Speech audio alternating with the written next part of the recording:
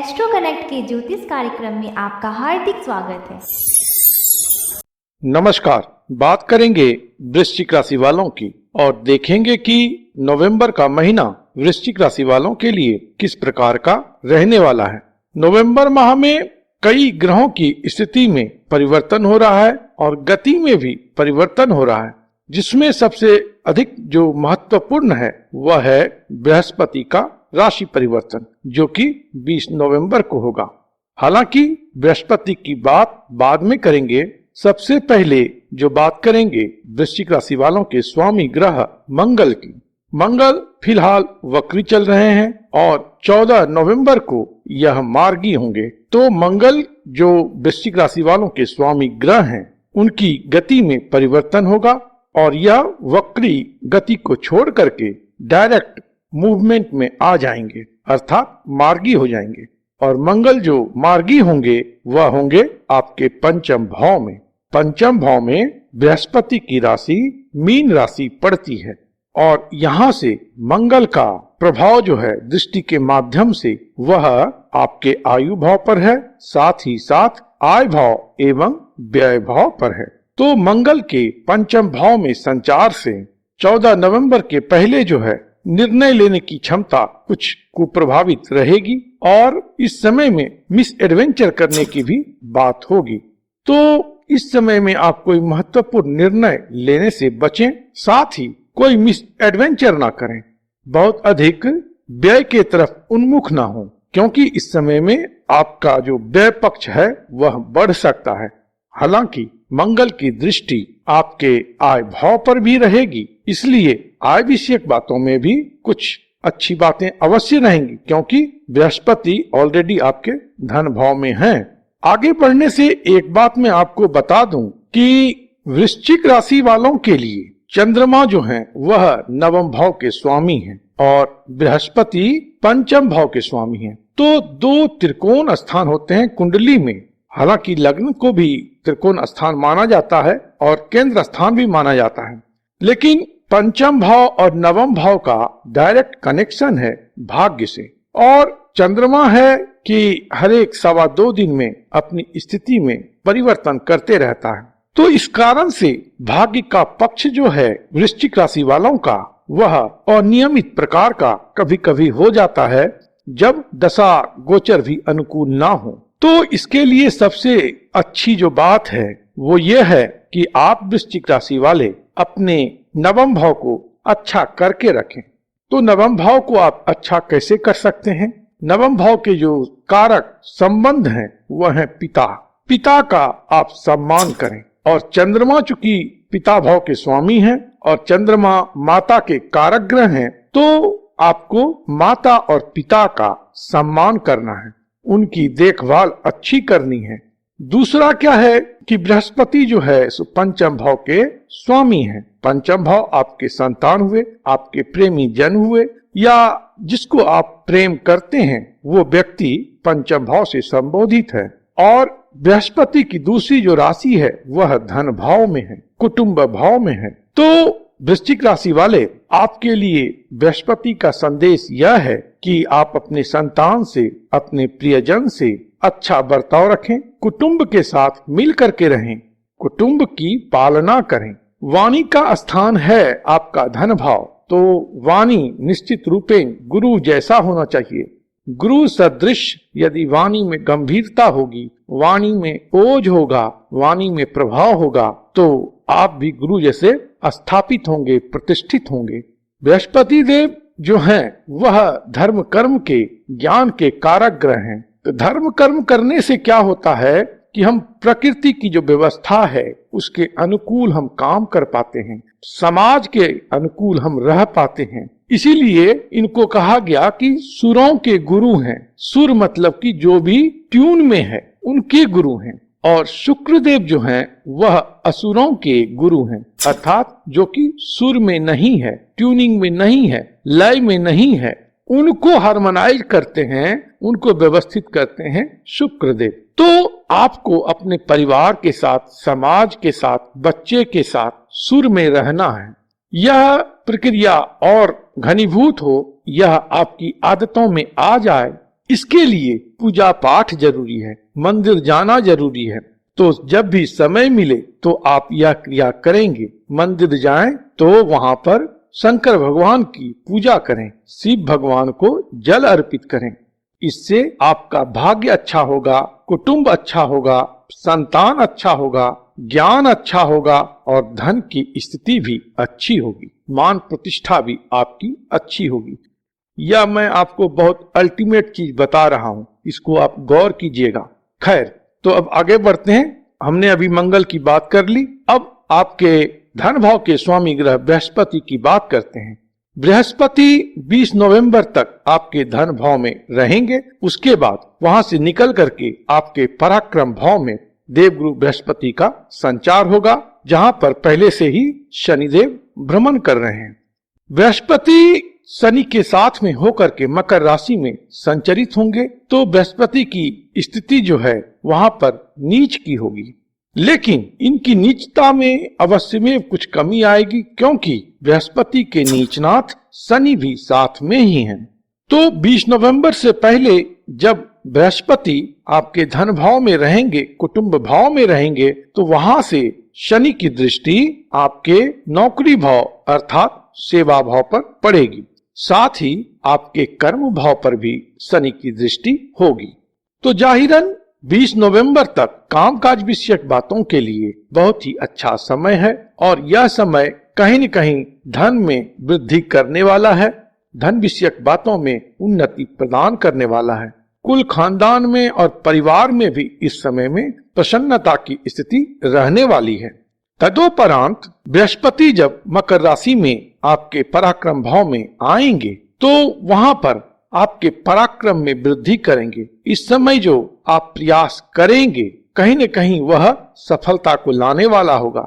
लेकिन शनि भी वहां पर ऑलरेडी पहले से हैं और गुरु नीच के होंगे, तो इसका जो स्पष्ट संकेत है कि अभी आपको पराक्रम करने की अधिक आवश्यकता है और बड़ा ही सोच समझ करके आप पराक्रम करें, प्रयास करें। वह करना ही पड़ेगा, क्योंकि गुरु यहाँ पर नीच के हैं और शनि के साथ में हैं। तो यहाँ पर अफरा तफरी में कोई काम करेंगे तो उसमें कार्य सिद्धि नहीं होगी। और वैसे भी मुझे लगता है कि अफरा तफरी में वृश्चिक राशि वाले कोई कार्य करते नहीं हैं। इसलिए बहुत अच्छा है कि आपके एनर्जी के अनुकूल यहाँ पर स्थिति बन रही है कि आप सोच समझ करके अपने निर्णय को लें और फिर उसके बाद प्रयास को तीव्र करें। इससे आपको सफलता मिलेगी।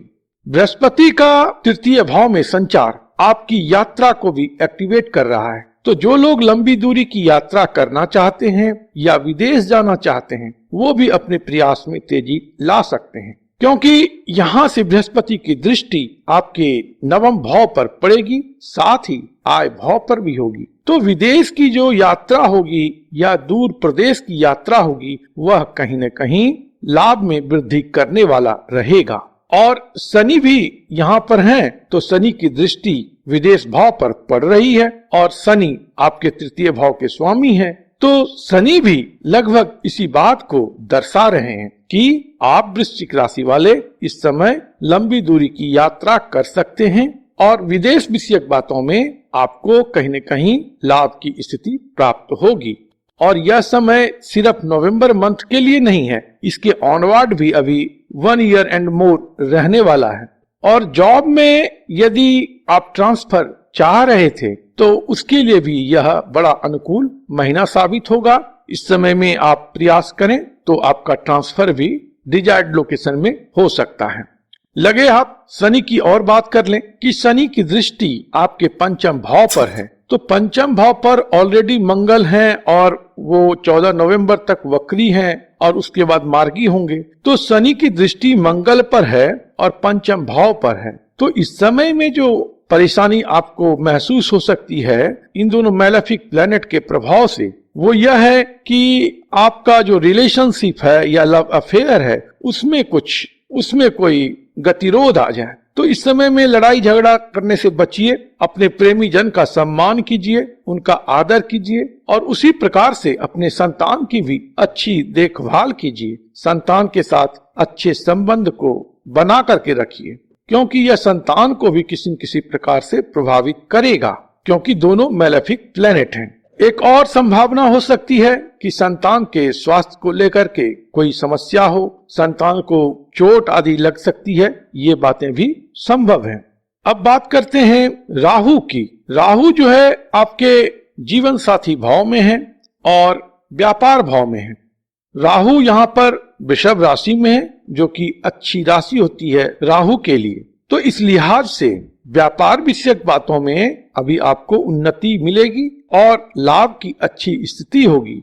इस समय में यदि आप विदेश से अपने कारोबार को जोड़ते हैं या विदेश से कोई कारोबार करते हैं तो बहुत मुमकिन है कि आपका व्यापार बहुत प्रॉफिट आपको दे, क्योंकि राहु हाउस ऑफ प्रॉफिट को भी देख रहे हैं, साथ ही धन भाव के स्वामी बृहस्पति को भी देख रहे हैं, शनि को भी देख रहे हैं। तो राहु यहाँ पर अगर शुभ हो गए आपके लिए तो आपके व्यापार में, आपके आमदनी में निश्चित रूप में बढ़ोतरी करेंगे।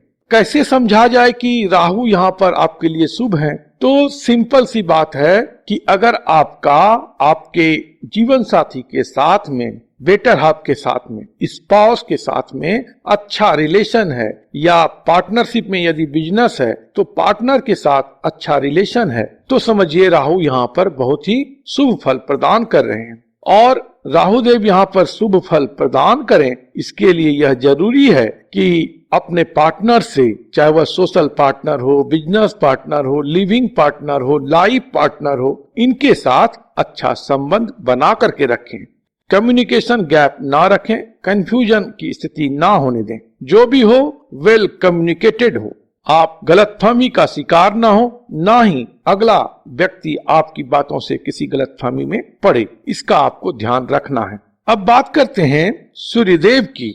16 नवंबर को ग्रह राज सूर्य राशि परिवर्तन करके वृश्चिक राशि में आएंगे और वृश्चिक राशि आपकी जन्म राशि है, तो आपके जन्म राशि स्थान पर आएंगे और जिनका लग्न वृश्चिक है तो उनके लग्न पर सूर्य का संचार होगा। इस समय में निश्चित रूपेण आपके प्रभाव में वृद्धि होगी, आपका व्यक्तित्व प्रभावशाली होगा और कामकाज में इज्जत, मान, प्रतिष्ठा निश्चित रूपेण बढ़ेगा। लेकिन यहाँ पर फीवर वगैरह की संभावना कुछ हो सकती है। दूसरा क्या है कि सूर्य केतु के साथ में रहेंगे वृश्चिक राशि में, तो इस समय में क्रोध में अतिरेकता हो सकती है, गुस्सा अधिक आ सकता है, सिर में किसी प्रकार की पीड़ा हो सकती है, आंखों में समस्या हो सकती है और वाणी में भी कुछ न कुछ कटुता इस समय में आ सकती है। तो इससे आपको बचना है, अपने टेम्परामेंट को, अपने मूड को कूल रखना है। राहु का प्रभाव सूर्य पर है तो यह एक ग्रहण की स्थिति बनेगी, तो इस समय में आपकी जो योग्यता है, आपका जो प्रभाव है वह निश्चित रूप में निकलेगा, लेकिन उससे पहले कुछ ग्लूमी सिचुएशन भी हो सकता है। इसलिए आप 16 नवंबर के बाद से सूर्यदेव को नियमित रूप से जल का अर्घ्य देवें और गायत्री मंत्र या सूर्यदेव का कोई भी मंत्र आप उच्चारित कर सकते हैं। सूर्य का अच्छा होना सबके लिए बहुत जरूरी है, चाहे सूर्य किसी भी भाव के स्वामी हो। सूर्य आत्मा कारक है, सूर्य वाइटल एनर्जी जो हमारे अंदर है वह है, सूर्य आत्मविश्वास है, सफलता है। इसलिए सूर्य का प्रातः काल में नमस्कार करना या प्रभावशाली लोगों के साथ अच्छे ताल्लुकात रखना बहुत ही अच्छी बात है। इस समय में आप वृश्चिक राशि वाले अपना रूटीन बना लें कि आपको सूर्योदय से पहले उठना है, क्योंकि सूर्य आपके लग्न में रहेंगे तो आपकी जो पहली मुलाकात हो घर से निकलने के बाद वह सूर्य देव से हो। कहने का मतलब कि प्रातः काल में आपको घूमने फिरने भी जाना है, वॉकिंग करना है। इसके बाद 17 नवंबर को शुक्र भी अपना राशि परिवर्तन करके आपके व्यय भाव में पहुंचेंगे, जहां पर कि उनकी अपनी राशि तुला राशि है। तो अभी 17 नवंबर से पहले शुक्र देव आपके आय भाव में हैं और नीच के हैं, लेकिन बुध चूंकि तुला राशि में है इसलिए बुध और शुक्र के बीच में राशि परिवर्तन हो रहा है, जो कि अच्छी बात है। यह पुनः इस बात को कंफर्म करता है कि यदि आप विदेश से इस समय में जुड़ते हैं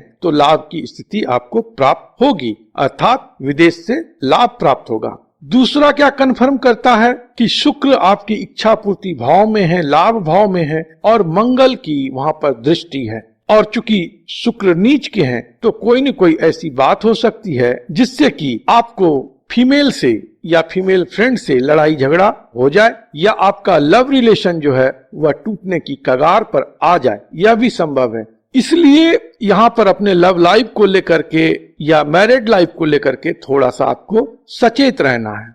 शुक्र जब द्वादश भाव में पहुंचेंगे तो व्यय की अधिकता हो सकती है, लेकिन यह जो व्यय आप करेंगे अपने सुख के लिए करेंगे, लग्जरी के लिए करेंगे, कंफर्ट के लिए करेंगे, तो यह उतनी बुरी बात नहीं है। लेकिन यहाँ पर यह सदैव आपको ध्यान रखना है कि शुक्र का सम्मान करना है, अर्थात स्त्री का सम्मान करना है, तभी यह शुक्र अच्छा फल देंगे। नहीं तो भोग के भाव में है, अगर कैरेक्टर यहाँ पर खराब होता है या स्त्री के प्रति सम्मान की भावना नहीं होती है तो शुक्र उतना अच्छा परिणाम नहीं देंगे और आपका फाइनेंशियल प्रॉस्पेक्ट जो है वह जियोपार्डाइज होगा, वह थोड़ा सा चैलेंज कंडीशन में आ जाएगा। क्योंकि आखिरकार बुध भी है द्वादश भाव में ही और वह आय भाव के स्वामी है और अष्टम भाव के भी स्वामी है। इस कारण से इस समय में अचानक खर्च बढ़ सकती है और लड़ाई झगड़ा भी हो सकता है, उस कारण से भी कुछ खर्च की स्थिति पैदा हो सकती है।